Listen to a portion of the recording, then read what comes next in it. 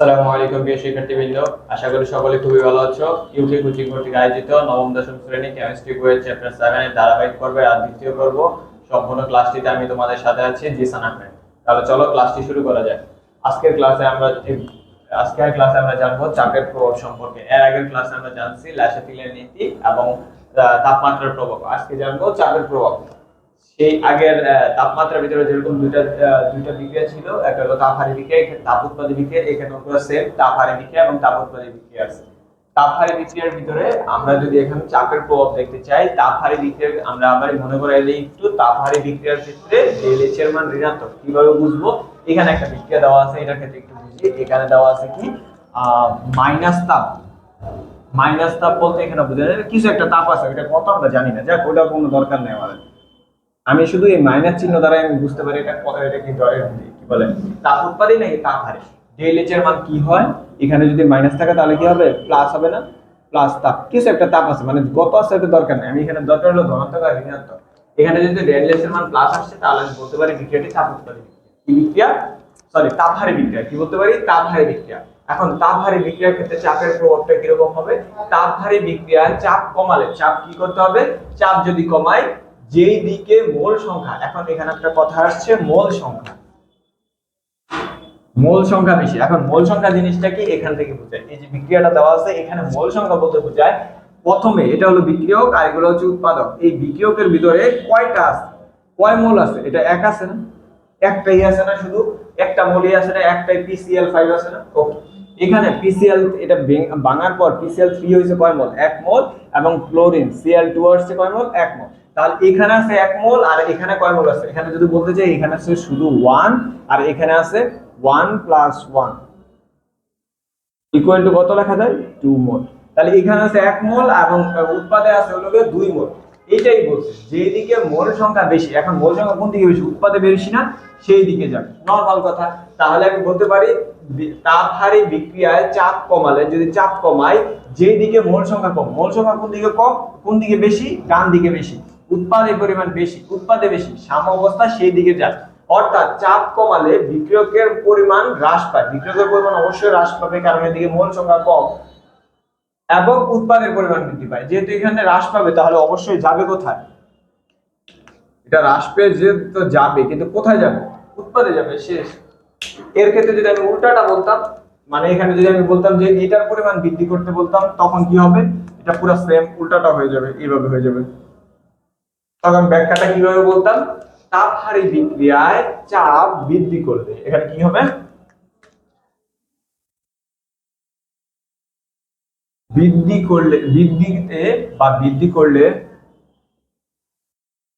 করলে যে দিকে মোল সংখ্যা কম, সাম্যাবস্থা সেই দিক যাবে। অর্থাৎ এটা বৃদ্ধি করলে, চাপ যদি বৃদ্ধি করলে বিক্রিয়কের পরিমাণ বৃদ্ধি পাবে এবং উৎপাদের পরিমাণ হ্রাস পাবে।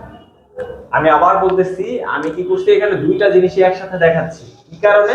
কারণ আমাদের পরীক্ষায় আমরা দুইটা জিনিস একসাথে না দেখালে আমাদের লেখাটা একটু বড় হবে না, আর আমাদের দুইটা জিনিস দেখাইতেই হবে।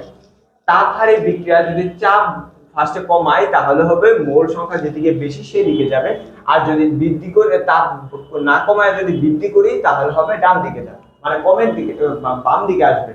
মানে যেদিকে মোল সংখ্যা কম, কোন দিকে কম, ডান বা ওটা আমাদের ম্যাটার না, মেইন কথা হচ্ছে কম কোন দিকে। এখন এখানে কম আছে এখানে বেশি আছে, সবসময় এরকম হবে এরকম কোনো কথা নেই, কম বেশি হইতে পারে, এই পাশে বেশি হইতে পারে এই পাশে কম হইতে পারে, ওটা কোনো সমস্যা নেই, শুধুমাত্র আমরা এই ব্যাখ্যাটুকু লিখতে পারলেই হলো।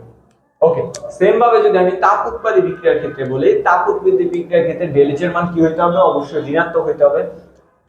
তাপ উৎপাদী বিক্রিয়ায় চাপ বাড়ালে যেই দিকে মোল সংখ্যা কম, এটার ভিতর ছিল চাপ যদি আমি কম পাই তাহলে মোল সংখ্যা যেদিকে বেশি সেদিকে যাবে, আর এটা হলো চাপ যদি কমাই, সরি চাপ যদি বাড়াই, চাপ কি আছে?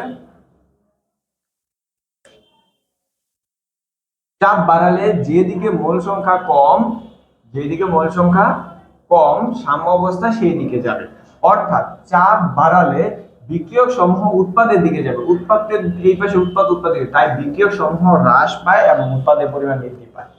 সেম কথা, শুধুমাত্র আমরা এই যে এখানে হ্রাস বৃদ্ধিটা বুঝতে পারলেই হলো। পুরো জিনিস আগের মতো সবগুলো সেমই থাকে, শুধুমাত্র এই যে কোথায় হ্রাস হবে কোথায় বৃদ্ধি হবে এই জিনিসগুলো, মানে এখানে কমাই দেয়, এখানে কি করতেছে সাম্যাবস্থা ডান দিকে যাচ্ছে বা মানে বেশি দিকে যাচ্ছে, আর এখানে যদি বাড়াই তাহলে কমের দিকে যাবে।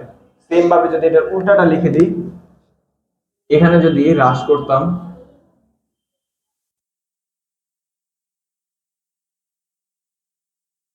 মানে তাপ উৎপাদী বিক্রিয়ায় তাপমাত্রা হ্রাস করলে যেদিকে মোল সংখ্যা বেশি, যেদিকে মোল সংখ্যা বেশি সাম্যাবস্থা সেই দিক যাবে, অর্থাৎ চাপ বাড়ালে বিক্রিয়ক সমূহ উৎপাদে পরিণত হবে।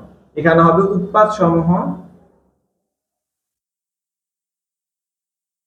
উৎপাদ সমূহ বিক্রিয়কে পরিণত হবে,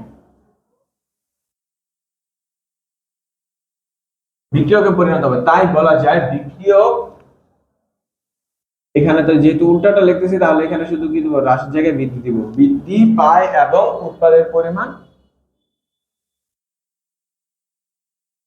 হ্রাস পায়। পুরো ইজি ব্যাপার, কথা কি ক্লিয়ার? এখানে এত কঠিন কিছু না, শুধু খালি আমি বারবার বলতেছি তাপমাত্রার ব্যাপারগুলো বা কি বলে প্রেসারের এখানে হ্রাস বৃদ্ধি বা তাপমাত্রা হ্রাস বৃদ্ধি এইটুকু পারলে আমাদের এই অঙ্কগুলো আমাদের পুরো ইজি হয়ে যাবে আমাদের জন্য, ওইটা নিয়ে আমাদের কোনো চিন্তা করার বিষয় নেই।